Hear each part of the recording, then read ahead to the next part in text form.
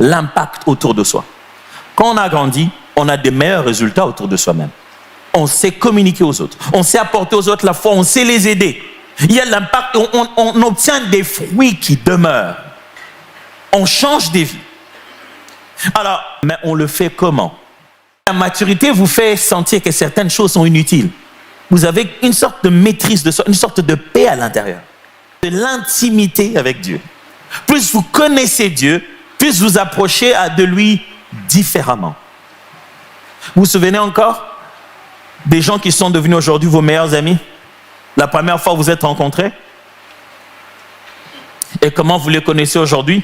C'est drôle que les meilleures amitiés commencent toujours par des embrouilles. Hein? Ils se sont embrouillés avant, après ils sont devenus les meilleurs amis. Mais aujourd'hui, si vous dites que c'est votre ami intime, ça signifie quoi? Parce qu'il faut quand même définir ça. Vous savez, à l'église, on utilise beaucoup de mots par habitude. On a déjà trouvé ça à l'église, on sait quoi faire. Donc, on a nos mots qu'on aime utiliser à l'église. L'intimité avec Dieu, alléluia. Ça veut dire quoi? Et comme quand les conducteurs de louanges nous disent « Bien-aimés, nous allons élever le nom du Seigneur ». Vous avez constaté que quand on dit ça, les gens ils préfèrent plutôt élever les mains. Ils pensent qu'élever le nom du Seigneur, c'est élever les mains. Ça ne s'arrange pas quand ils ajoutent encore en disant « Bien-aimés, pendant ce moment, nous allons entrer en profondeur, nous allons plonger dans sa présence ». Imagine-toi que c'est la première fois que tu viens dans une église et tu ne sais pas ce qu'il faut faire. Et on dit qu'il faut plonger dans sa présence. Moi, en ce moment-là, j'ouvre les yeux, je regarde, qu'est-ce que le voisin va faire? Et il n'a rien fait. On venait de dire plonger, la prochaine fois, il dit, bien-aimé, monte, monte. Je dis, finalement, on plonge ou bien on monte? Quand on parle de l'intimité avec Dieu, c'est juste atteindre un degré de conscience personnelle que Dieu fait partie de mon monologue interne. Je vais répéter ça. Tu atteins un degré de conscience que quand tu te parles à toi-même, tu n'es plus toi-même seulement. Un Dieu vit en toi. Et tu as cette conscience-là de façon permanente à différentes occasions de la vie et pourquoi pas durant toute ta vie. Désormais, tu sais qu'il existe et qu'il existe avec toi et en toi. Et ça monte à force de... Ok.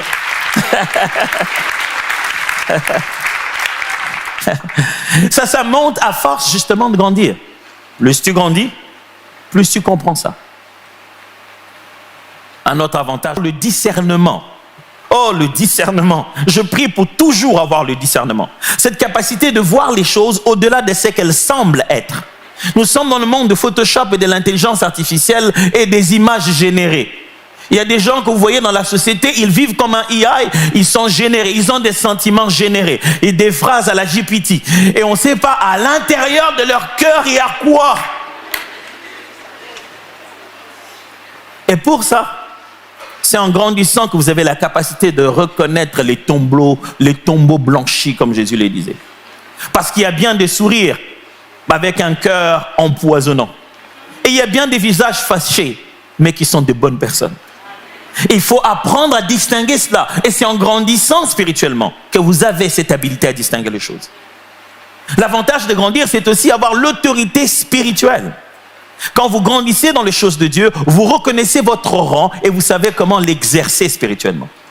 Un jour, les disciples n'arrivent pas à chasser un démon, ils disent à Jésus, mais on n'a pas pu. Pourquoi ça n'a pas marché cette fois-ci? Jésus, qui lui sait les choses qu'il faut savoir, leur dit, cette catégorie-là ne sort que par les jeûnes et la prière. Imaginez que je sois votre médecin, votre docteur du jour, et que je dois vous donner une ordonnance. Vous savez, on ne se pose pas souvent cette question. On va tout le temps à l'hôpital, mais les docteurs, lui, il est toujours en bonne santé. Comment il fait ça? Vous savez, on ne se pose même pas la question, aujourd'hui le docteur serait peut-être malade, je ne le trouverai pas. On ne s'imagine pas ça. On s'est dit, d'une certaine manière, les médecins, ils sont toujours en bonne santé. Comment ils font ça?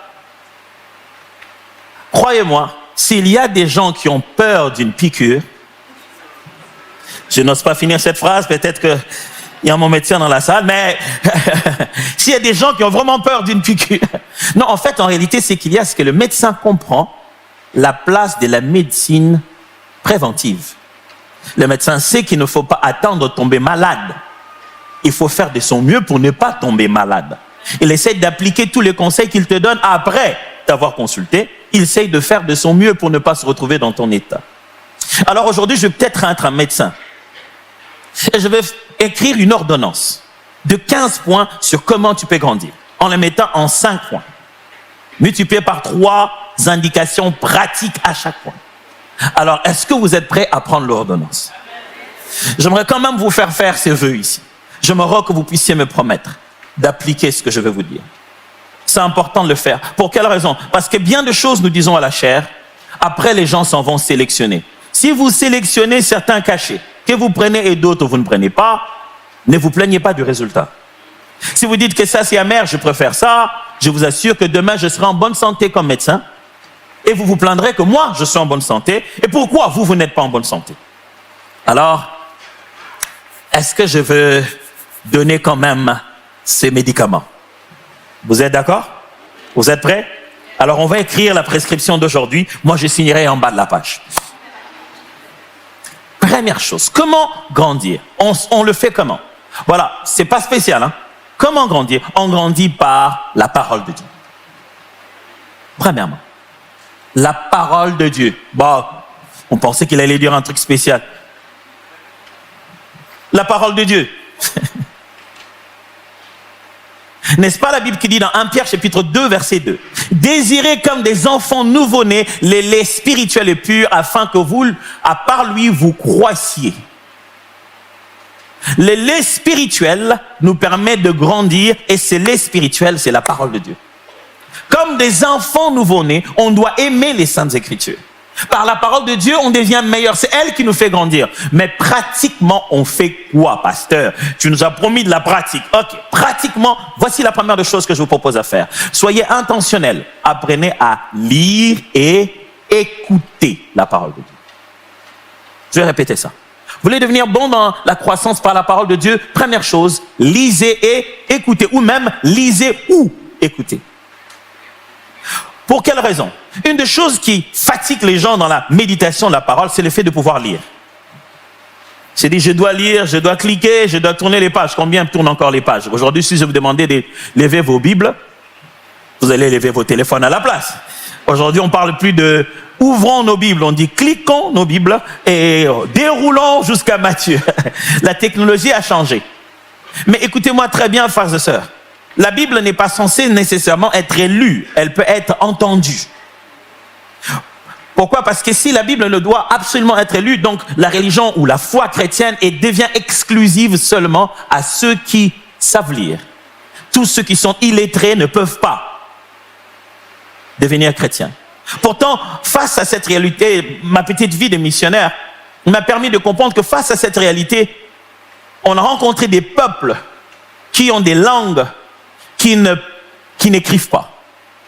Ce sont des langues, mais des langues qui ne s'écrivent pas. On les parle, mais on n'a aucun moyen de les écrire. On a mis sur point quelque chose qu'on appelle OBT, Oral Bible Translation, qui a pour but d'apprendre à traduire une Bible que par l'oral. Il y a des langues sur la terre, les gens les parlent, mais ils ne savent pas l'écrire. Ils ne savent donc pas lire la Bible. La seule chose que l'on fait, on fait un effort pour que quelqu'un d'autre traduise parce qu'il connaît la langue que l'on est en train de lire. Lui, il traduit à l'oral et on l'enregistre.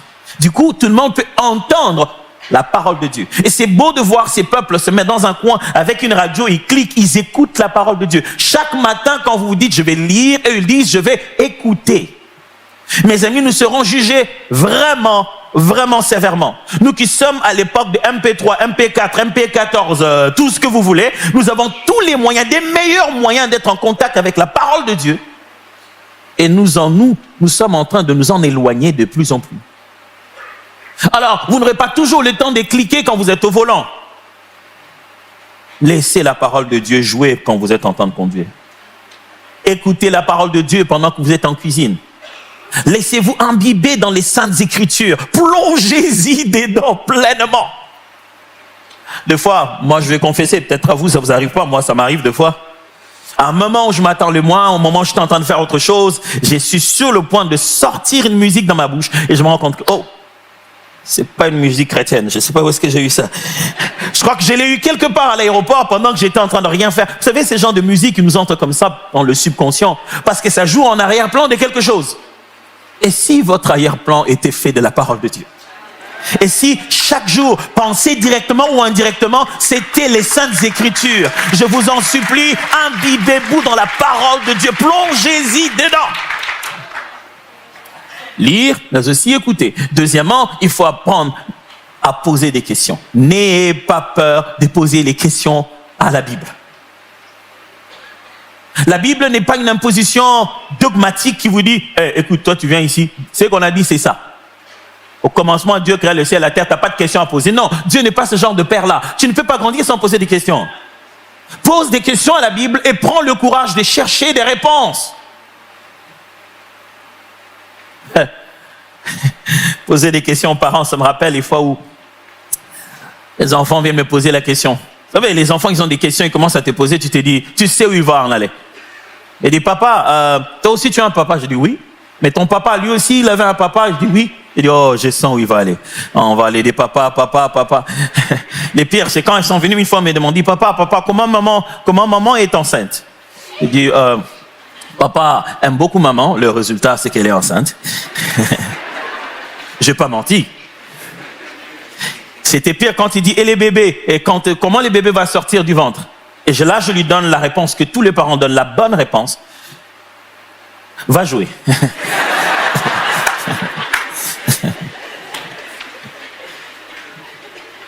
Dieu n'est pas comme ça. Il ne te dit pas, pourquoi tu me poses des questions sur Pierre? Ça n'a rien à voir avec moi. Non. Si quelque chose te dérange sur les Écritures, tu ne l'as pas saisi, pose des questions. Et tu auras des questions à chaque degré de ta maturité. Parce que la parole de Dieu est inépuisable. C'est comme ça que tu grandis. Si tu n'oses pas poser des questions, tu ne vas pas grandir.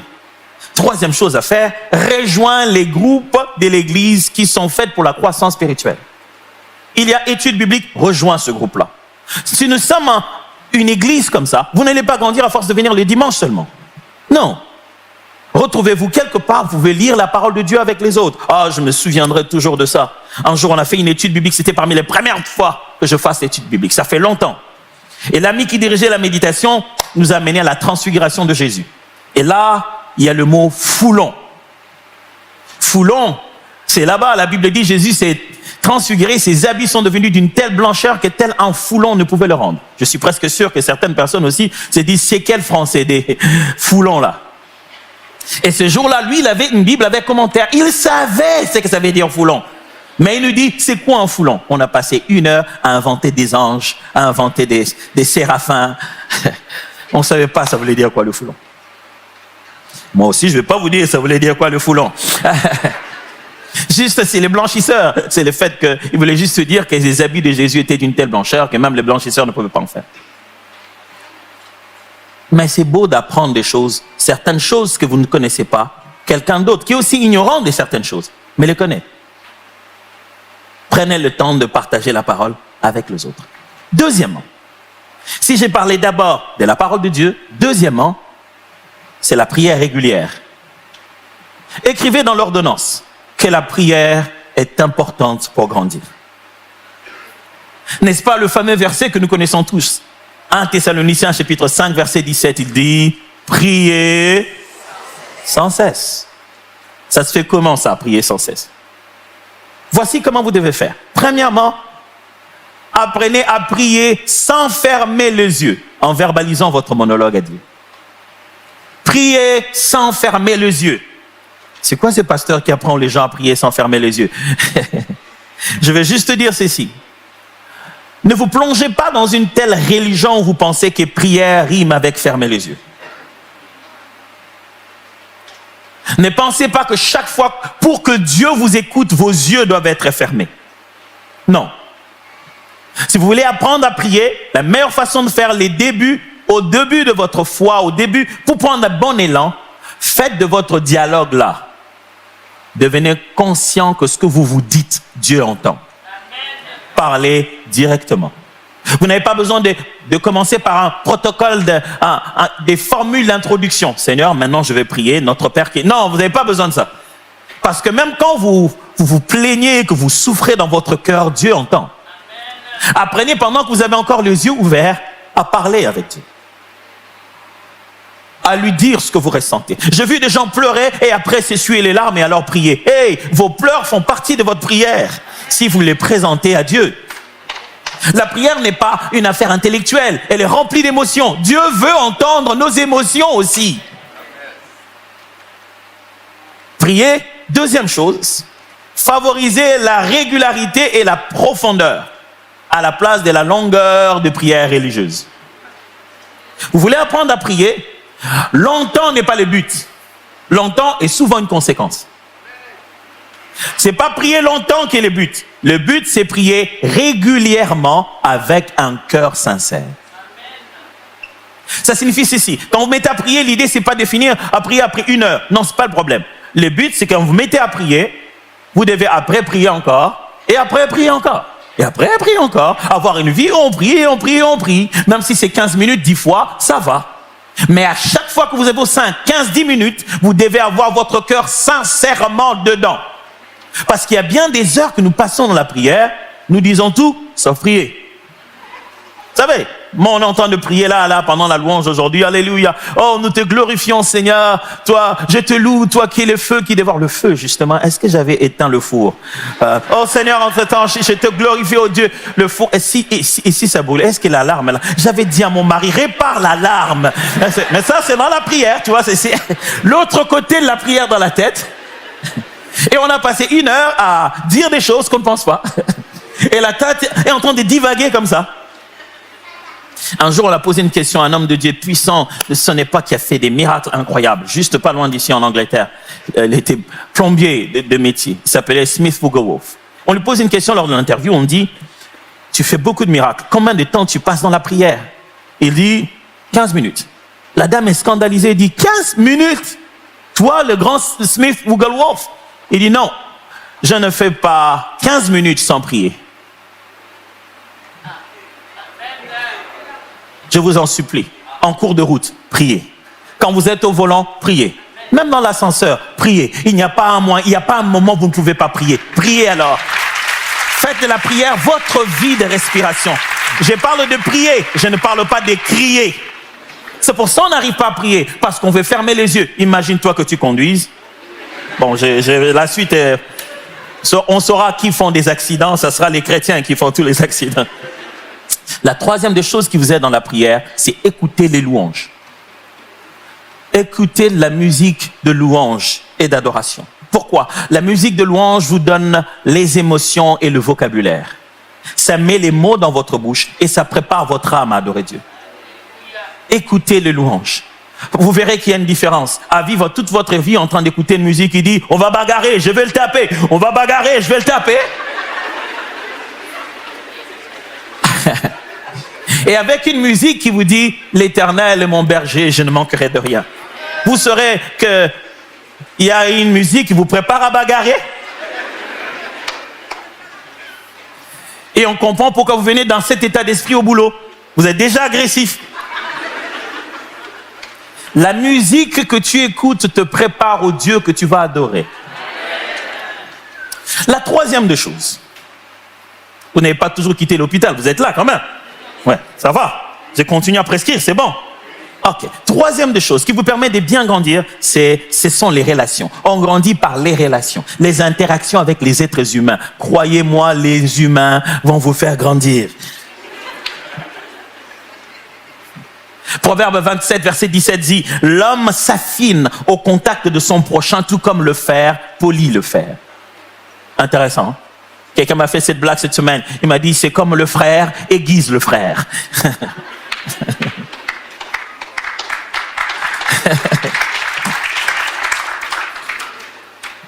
Nous devenons meilleurs par le caractère de l'autre qui aiguise le nôtre.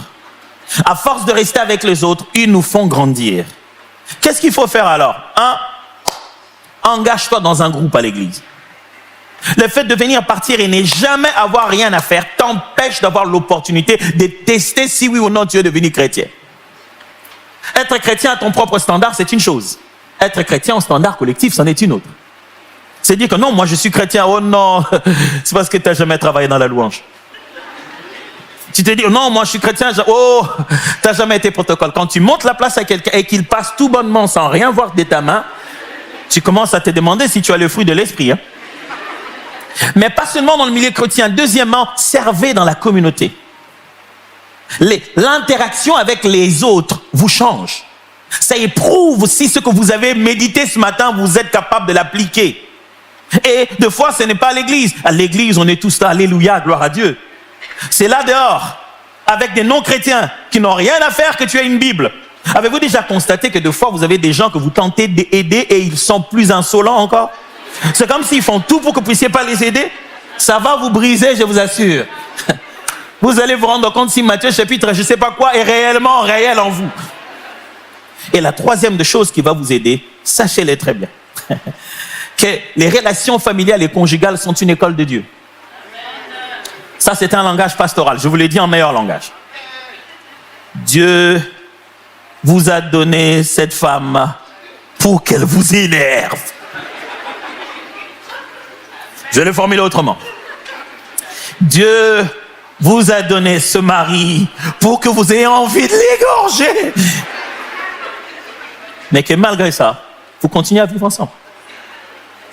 Les conjointes que Dieu nous donne sont des moyens d'éprouver notre caractère. Dieu sait que les gens que nous aimons sont la meilleure école pour nous changer. Ces enfants, surtout quand ils deviennent des ados, il y a comme un esprit d'ado. Je ne sais pas quoi c'est.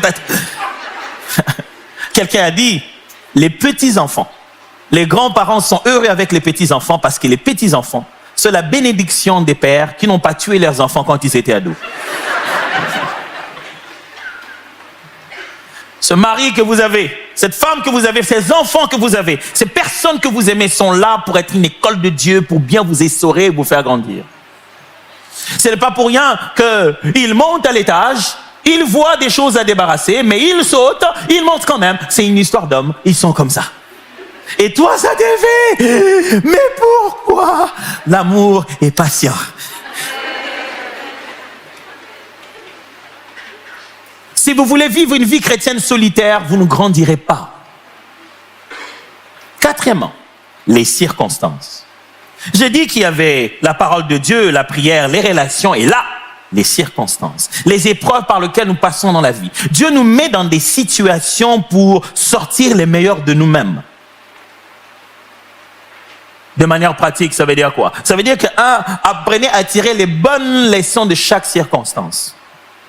Des fois, on passe par une réalité. Nous, on ne tire pas la bonne leçon. Tout ce qu'on retient là-bas, c'est il m'avait énervé. Moi, j'ai pas aimé. Les moments, les réalités, les circonstances, les endroits où Dieu nous amène sont une école. Apprenez à en tirer la bonne leçon. Pourquoi? Une leçon mal apprise est toujours réprise. Il y a des gens qui vivent comme dans une sorte de cercle vicieux. Dieu, pourquoi tu m'éprouves tout le temps avec cette affaire? Parce que tu n'as pas appris la leçon. Et Dieu la ramènera de plusieurs manières.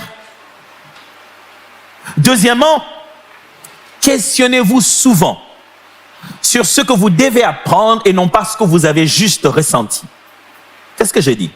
Quand vous passez par une épreuve, ne vous dites pas seulement qu'est-ce que vous avez ressenti. Moi franchement j'étais énervé, ça m'a déçu. Vos sentiments, les exprimer c'est une bonne chose. Les comprendre c'est une bonne chose.